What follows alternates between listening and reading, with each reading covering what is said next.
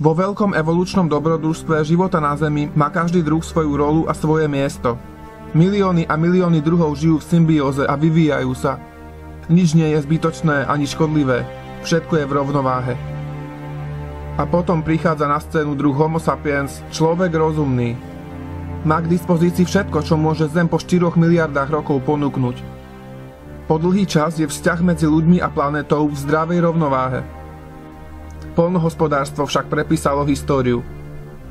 Hoci vzniklo iba pred 8000 rokmi, vzťah ľudí a prírody sa definitívne zmenil. Vznikli prvé prebytky, ktoré umožnili vznik prvých miest a civilizácií, a v priebehu niekoľkých storočí ľudia zmenili tvár Zeme viac, než za všetky predchádzajúce generácie dokopy. Od začiatku priemyselnej revolúcie otrávili polovicu riek, zapričinili vyhnutie stoviek druhov zvierat, vyčerpali viac ako polovicu prírodných zdrojov, zamorili Zem jedovatými chemikáliami a tak zranili rovnováhu planetárnej ekológie, že zapríčinili globálne klimatické zmeny.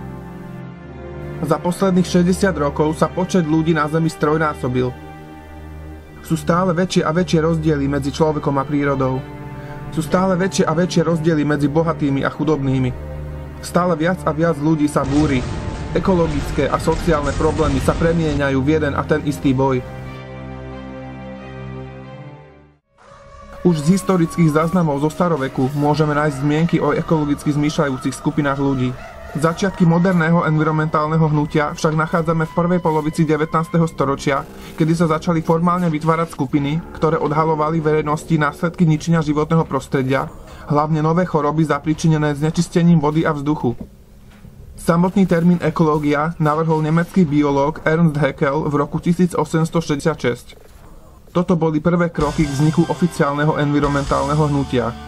Od prelomu 50. a 60. rokov 20. storočia sa za ekologické či environmentálne začali označovať aj filozofické a politické prúdy, ktoré rozoberali problém ničenia životného prostredia a stavali sa za jeho ochranu. Nie všetky však tvoria ideovo jednotný prúd. Ako špecifický prúd sa konštituovalo aj hnutie za práva zvierat, ktoré nadväzovalo na tradíciu ochranárskych spolkov z 19. storočia. V 70. rokoch začali vznikať zelené politické strany a pod tlakom hnutia začali štátne orgány prijímať ekologickú legislatívu. Spolu s hromadami legislatív však rastie aj počet ľudí, neustále sa zvyšuje dopyt po výrobkoch a životnom priestore. Odlesňovanie a vymieranie druhov sa zdá byť nezastaviteľné. Preto rastie aj radikalizácia častí hnutia. Preto v hnutí rastú aj autonómne skupiny ekosocialistov, ekoanarchistov a hobbyjných ekológov. Všetky prúdy preferujú rôzne formy boja, ale majú rovnaký cieľ – ochranu životného prostredia. Ani rôzne organizácie nie sú vo všetkom ideovo jednotné. Je treba rozlišovať medzi tými ochrancami, ktorí environmentálne záujmy presadzujú legálnymi alebo nenásilnými metódami, a tými radikálnejšími, ktorí sa uchyľujú k ničeniu majetku, niektoré aj k násiliu proti ľuďom, respektíve násilie proti ľuďom neodmietajú. Toto spektrum medzi tisíckami organizácií je také široké, že rôzne okrajové skupiny môžu byť ideovo dokonca protichodné. Medzi tých radikálnejších sa vo všeobecnosti zaraďujú aktivisti zo skupín Earth First, Animal Liberation Front, Earth Liberation Front, Sea Shepherd, ktoré presadzujú pri svojich akciách nenásilie voči ľuďom, a Only One Solution, Animal Rights Militia, Justice Department, Animal Liberation Brigade alebo Militant Forces Against Huntington Life Sciences, ktoré násilie neodmietajú. Násilie týchto skupín je cielené a premyslené. Sami sa považujú za následníkov rôznych oslobodeneckých hnutí, bojovníkov proti otrokárstvu či nacizmu. Animal Rights Militia vznikla v roku 1982 vo Veľkej Británii a postupne začala pôsobiť aj v USA, Kanade a v európskych krajinách. Hlási sa k množstvu útokov poštovými a zápalnými bombami a falošnými hláseniami o kontaminovaní produktov firmám, ktoré majú niečo spoločné so zabíjaním zvierat, čo im spôsobilo miliónové škody. V posledných rokoch sa zameriava hlavne na vivisekčné laboratóriá a ich dodávateľov. Viacerí už s laboratóriami prerušili styky. Justice Department má podobnú ideológiu. Zastaviť zabíjanie zvierat akýmikoľvek prostriedkami. Ich prvý zaznamenaný útok sa stal v roku 1993, keď zaútočili rúrovými bombami s infikovanými ihlami na farmu pre primáty v južnom Anglicku. Farma bola po sériách ďalších protestov o niekoľko rokov zavretá. V Británii, Kanade a USA rozposlali stovky dopisov so žiletkami infikovanými jedom na potkany účastníkom honov, ľuďom z priemyslu a vivisektorom s odkazom: ak si nezvážite naše varovania, vaše násilie sa obráti proti vám. Animal Liberation Brigade vznikli v roku 2003 v USA, kde sa prihlásili k niekoľkým pumovým útokom proti firmám prepojeným s testovacími laboratóriami a proti majetku ich zamestnancov. Tieto skupiny nemajú žiadnu organizačnú štruktúru, centrálne vedenie ani žiadne členstvo. Pracujú v anonymných bunkách nezávisle od seba. Ich útoky nikoho nestáli život. Animal Rights Militia vo svojom vyhlásení z roku 2007 píše: nechceme zabiť nikoho, na rozdiel od tých firiem, ktorým posílame listy, ale vedľajší efekt a následná hospitalizácia konzumentom príkladne ukáže, akú bolesť museli znášať nevinní pre ich výrobky. Správa je jasná a jednoduchá. Musíte prestať zabíjať zvieratá v laboratóriách, inak je toto len začiatok. Niektorí jednotlivci, ktorí sa nehlásia k žiadnej skupine, však siahli aj po zabíjaní. V roku 2002 aktivista Richard Dorn zastrelil vo Francúzsku 8 politikov a 19 vážne zranil.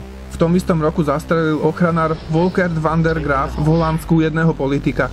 V roku 2010 ozbrojený James J. Lee v sídle televíznej spoločnosti v Marylande zobral za rukojemníkov 3 ľudí potom, čo rok predtým pred sídlom protestoval za to, aby televízie začali upozorňovať na environmentálne problémy prostredníctvom programov.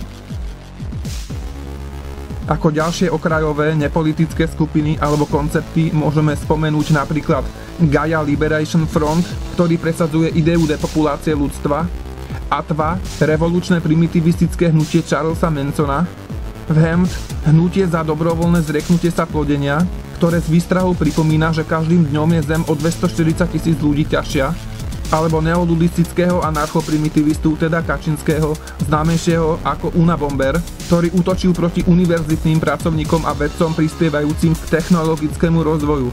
Od roku 1978 zaslal 16 balíkových bomb, ktoré mali na svedomí 3 mŕtvych a vyše 20 zranených. K prúdom radikálneho environmentalizmu sa hlásili aj sociálno-politické hnutia 70. a 80.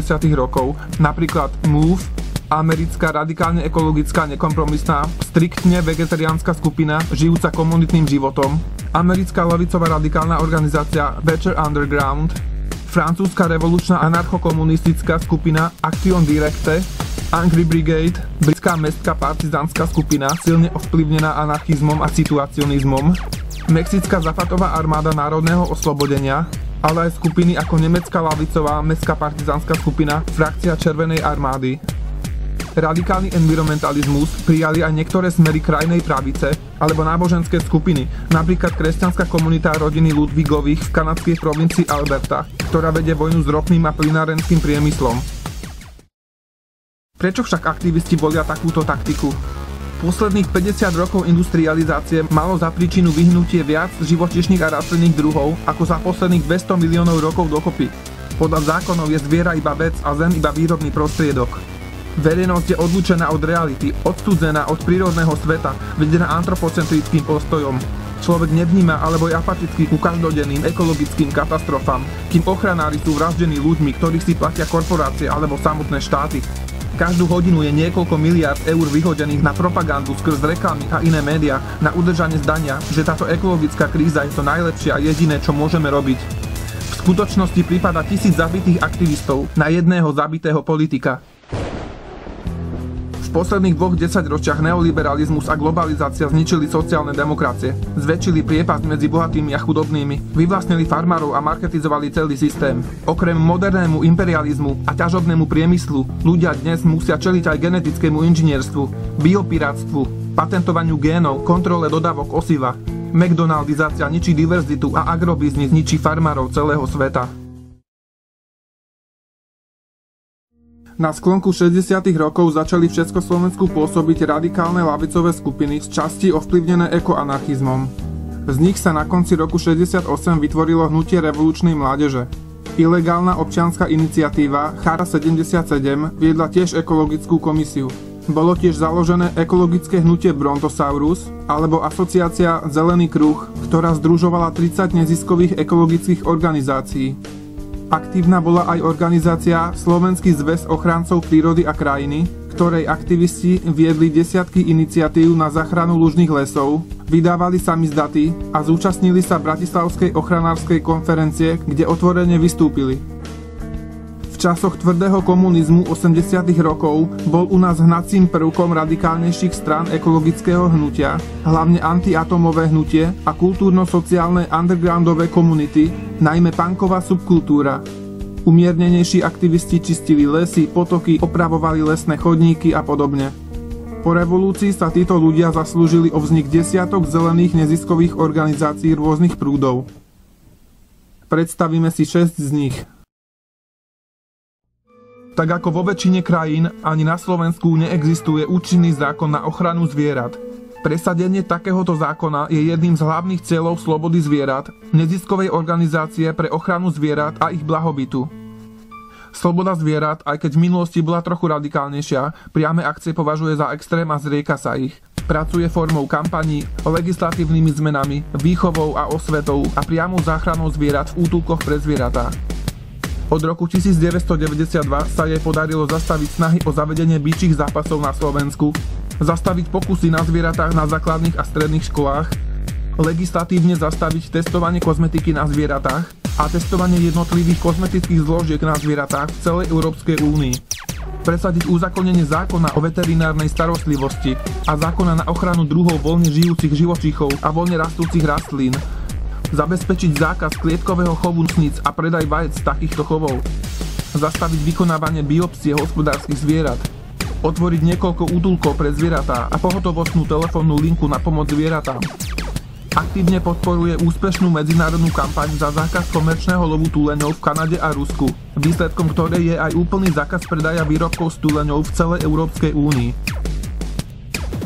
Sloboda zvierat vydala množstvo informačných materiálov, vrátane zoznamu kozmetických firiem netestujúcich na zvieratách. Vedie tiež kampane za legislatívny zákaz klonovania zvierat, za zákaz lovu veľrýb a za zákaz ďalkových transportov zvierat. Veď každý deň zo slovenských fariem odoslaných asi 500 niekoľkomesačných jahňatok a teliatok na desiatky hodín dlhú cestu v kamionoch. Tieto zvieratá vidia prvý aj posledný krát v živote slnečné svetlo vtedy, keď sú vyhadzované z kamiona a tlačené na porážku. Každý rok zmizne z povrchu Zeme 300 000 km² pralesov. Je to plocha 6 krát väčšia ako rozloha Slovenska. 80% veľkých svetových pralesov bolo zničených v posledných 3 desaťročiach. 80 krajín sveta už prišlo o všetky svoje pralesy. 200 živočíšnych a rastlinných druhov vyhynie každý deň. Každému 4. druhu cicavcov, každému 3. druhu obojživelníkov a každému 8. druhu vtákov hrozí vyhynutie.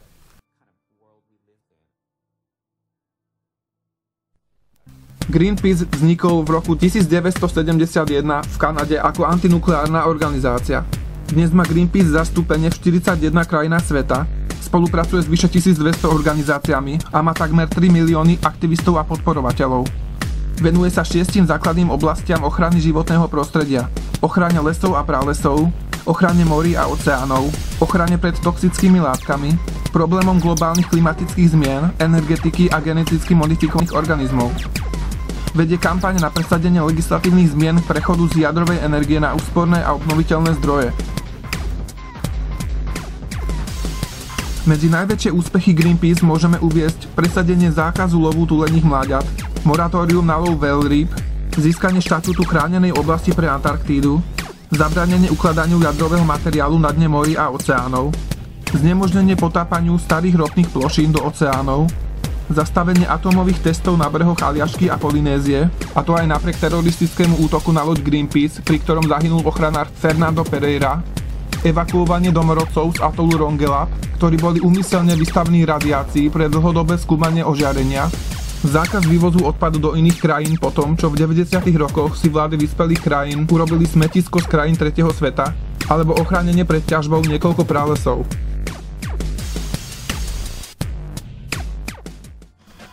Aktivisti zo slovenskej pobočky Greenpeace úspešne lobovali za schválenie zákona o environmentálnych záťažiach a legislatívne zabránili ťažbe uránu a zlata. Viac menej úspešne vystupujú proti plánom rozšíriť pestovanie geneticky modifikovaných plodín na našom území, vedú medzinárodnú kampaň proti odlesňovaniu a kampaň za ekologické poľnohospodárstvo. Zabezpečili tiež vyradenie nebezpečných chemikálií z elektronických a iných výrobkov, podieľali sa na odstránení nebezpečných chemikálií PCB zo Slovenska environmentálne priateľným spôsobom.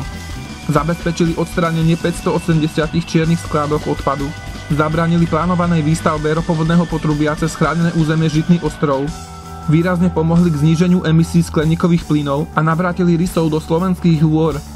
Aj napriek výhražkám a zastrašovaniu aktivistov zo združenia Trebišov na hlas bola za pomoci Greenpeace definitívne zastavená plánovaná výstavba veľkej uholnej elektrárne.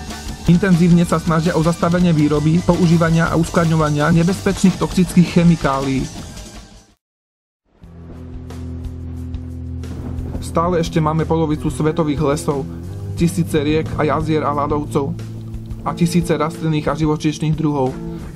Vieme, že riešenia existujú a všetci máme môcť niečo zmeniť. Tak na čo čakáme?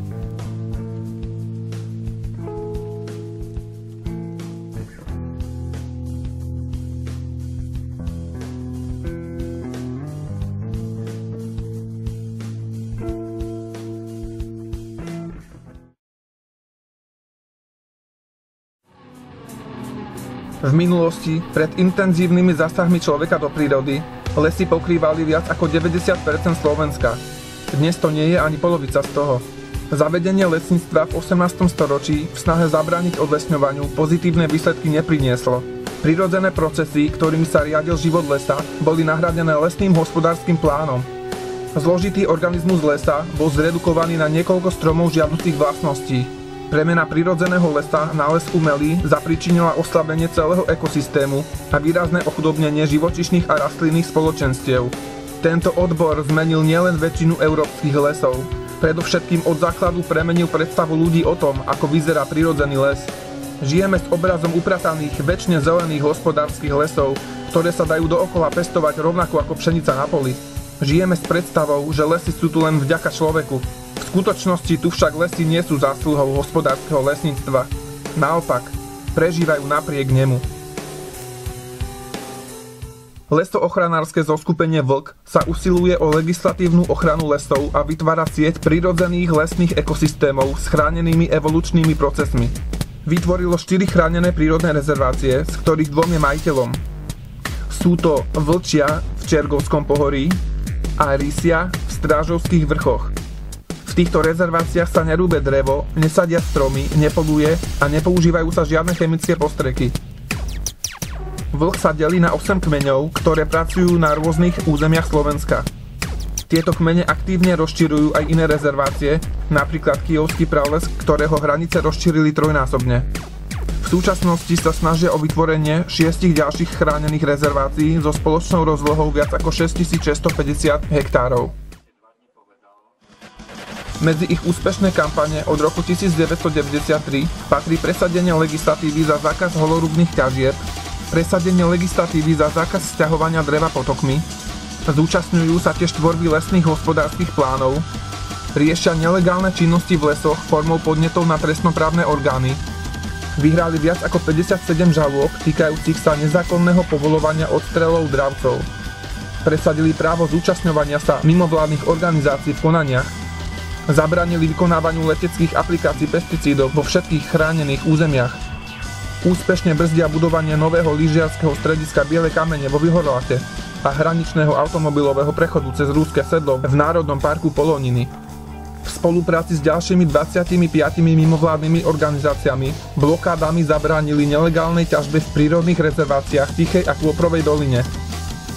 Vedú knižné vydavateľstvo Abyss. Na úspechy ochranárov reaguje druhá strana násilím. Fyzický útok na Juraja Lukáča, podpálený dom rodiny Braňa Baláža, podpálená chata a auto Ivana Cehelského, vyhrážky a útoky na Juraja Smatanu a iných. Dodnes sa zachovalo iba asi 70 malých častí lesa s charakterom blízkym pôvodným prírodným lesom s celkovou rozlohou 15 000 hektárov, čo predstavuje necelé 1% z rozlohy lesov Slovenska. Zvyšných viac ako 99% lesov bolo človekom do rôznej miery zmenených. Každý deň je na Slovensku vyrúbaných niekoľko tisíc stromov. Z toho viac ako 350 iba kvôli reklamným plagátom.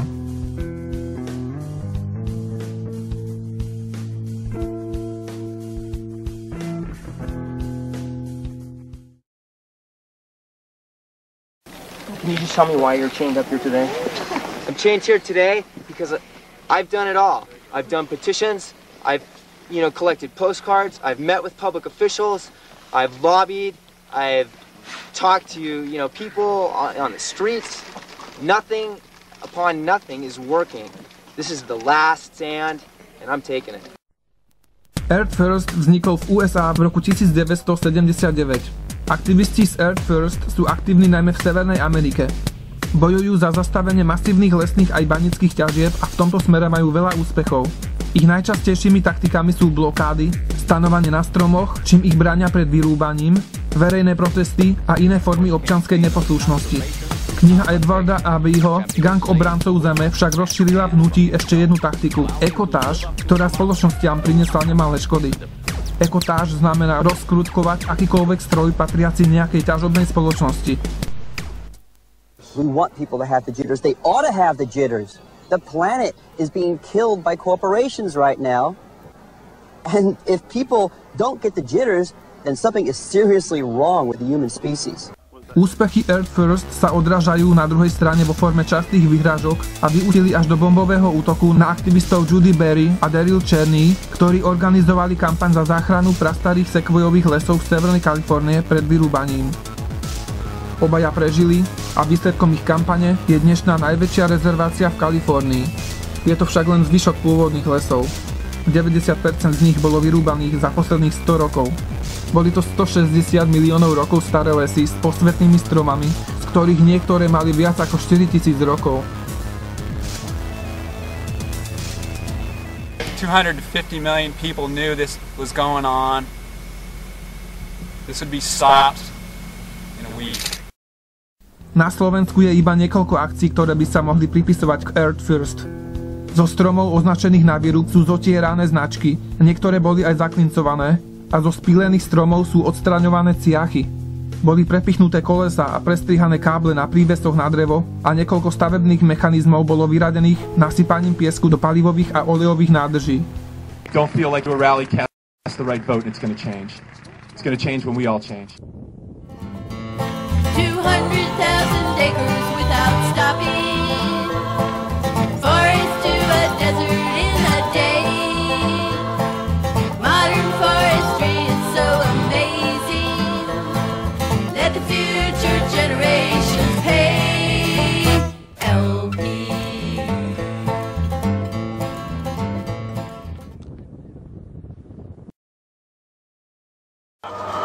Z pohledu platné legislativy a většinového svědomí jsem společně s několika jinými lidmi vnikl neoprávněně na cizí pozemek, abych ukradl cizí majetek.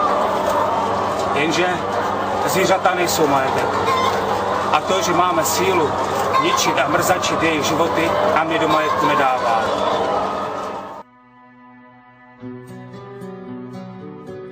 Animal Liberation Front vznikol vo Veľkej Británii v roku 1976 a rýchlo sa rozšíril do celého sveta. Dnes operuje asi v 50 krajinách. ALF nie je organizácia, je to hocikdo, kto dodržiava kódex. Zachrániť zviera pred utrpením akýmkoľvek spôsobom, ale nezraniť pritom žiadnu živú bytosť, teda ani človeka. Jednotliví dobrovoľníci alebo skupiny pracujú na vlastné riziko.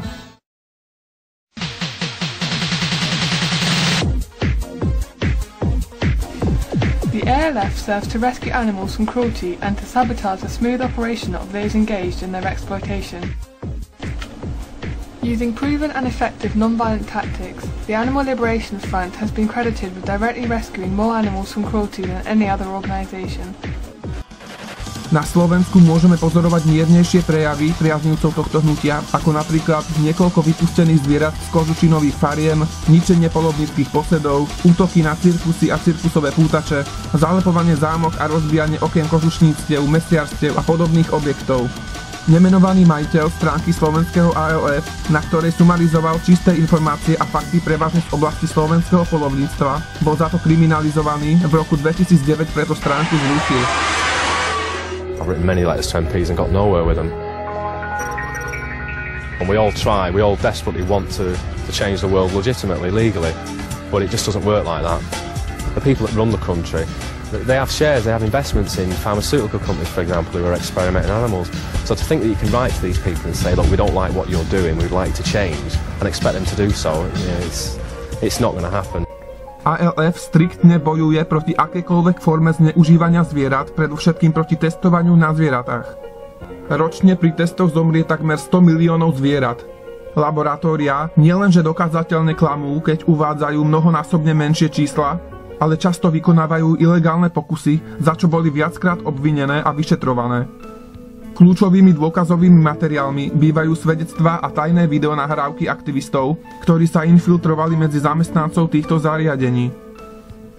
Odhalili verejnosti zábery chirurgických zákrokov na zvieratách bez použitia narkózy a umrtvenia, brutálne testovanie kozmetiky, cigariet, priemyselných a potravinových chemikálií, farbív, plastov, prostriedkov pre domácnosť, liekov a iných experimentov.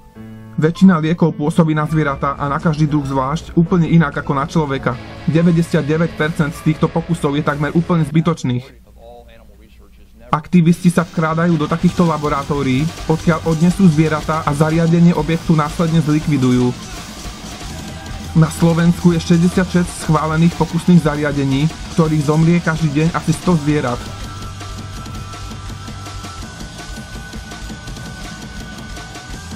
Dobrovoľníci zvieratá veľmi často odnášajú tiež z veľkochovov a z kožušinových fariem. Každodenné akcie po celom svete spôsobujú spoločnostiam škody desiatky miliónov eur.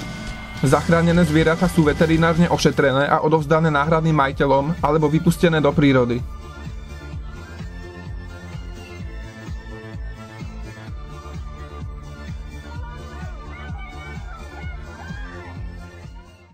But why burn a building down? Aren't you putting people at risk when you do that? It's simply because after years of rescuing animals from laboratories, it was heartbreaking to see those buildings and those cages refilled within the following days. And for that reason, arson has become a necessary tool. For every arson that I've carried out, there's probably been 3 or 4 that were not carried out for that fear of injuring somebody.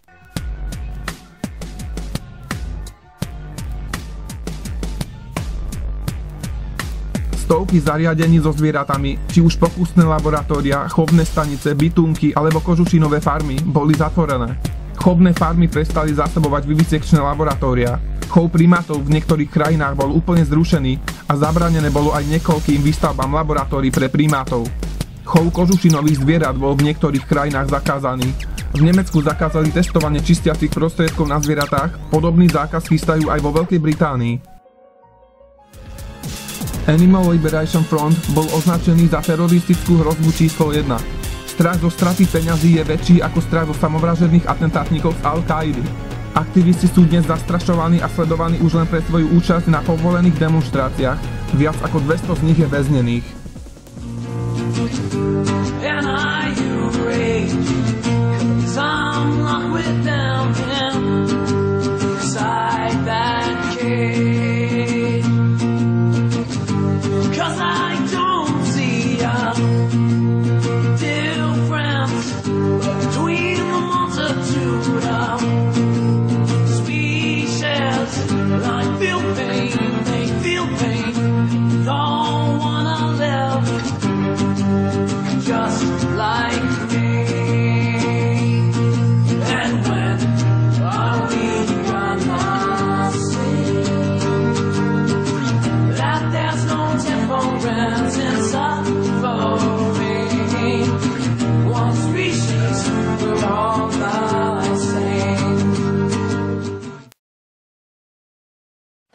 The Earth Liberation Front is an international underground organization that uses direct action in the form of economic sabotage to try and directly stop the destruction of the natural environment. The organization is an environmental group, but also one that realizes the true cause of murder and destruction of life. They don't feel it's enough to work on individual single issues, but in addition, the capitalist state itself and its symbols of propaganda must also be targeted.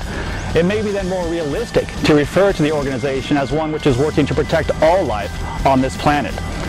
The ELF is organized into autonomous cells, which operate anonymously and independently from one another and the general public. The group contains no hierarchy or central leadership, but instead operates under an ideology.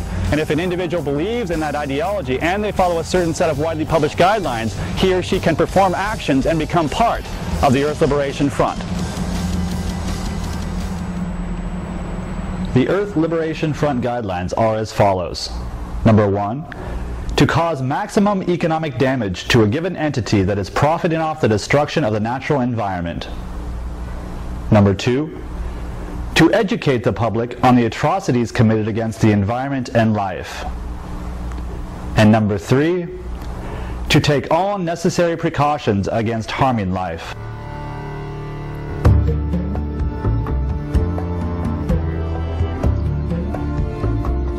Since the mid-1990s, the Earth Liberation Front actions, particularly in North America, have steadily increased and have appeared in a growing number of geographical areas. More and more people are becoming involved with the ELF globally, which is no surprise. The threat to the natural environment caused by the desire for monetary gain is very real, and so our dedication to protecting life must become uncompromising. Earth Liberation Front vznikol vo Veľkej Británii v roku 1992. Hlási sa k mohutným podpalackým útokom proti budovám a majetku firiem, ktoré majú priamu spojitosť s ničením životného prostredia a zabíjaním zvierat. Viac ako 600 útokov spôsobilo týmto firmám škody takmer 70 miliónov eur. Mnohé sa z útokov nespamätali a skrachovali. Sometimes when you see things you love being destroyed, you just want to destroy those things. Na Slovensku sa podporovatelia ELF podpísali pod niekoľko rozbitých bagrov a buldozerov, z ktorých niektoré aj podpálili, zničené reklamné tabule, spílené billboardy a vytrhané stavebné kolíky. Prečo to títo ľudia robia? Môžeme si pripomenúť, že každý deň je na svete vykácaných asi 10 miliónov stromov. Zem bude do konca storočia prakticky bez lesov, ak vinníkov niekto nezastaví. You know, if we look back as a society and say, why did we not do more sooner? Why did we not go and burn those corporations down sooner? Why did we not hold those CEOs accountable for killing our children, for killing our future generations sooner? What are we doing to ourselves? But we don't like the bulldozer, we're gonna burn it down. Corporate terrorists drive them out of town. We'll bring a lot of gasoline, pour it on the floor, light a match, say a prayer and run right out the door. Burn it down, burn it down, burn it down, burn it down. We're going to burn it down.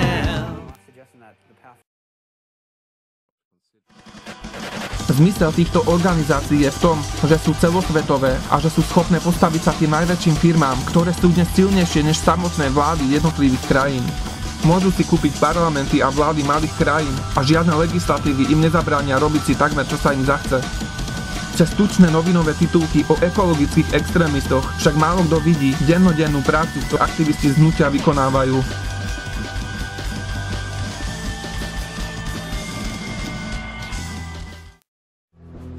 Hnutie od doby svojho zrodu prešlo dlhú cestu. Každý deň sa ale všetci stretávame s ďalšími prejavmi ničenia a devastácie tej jedinej planety, ktorú máme k dispozícii. Úspechy ochranárov sú vždy o krok pozadu za ďalším ničením životného prostredia. Naše problémy za nás ale nevyrieši nikto iný, len my sami. Je treba konečne konať.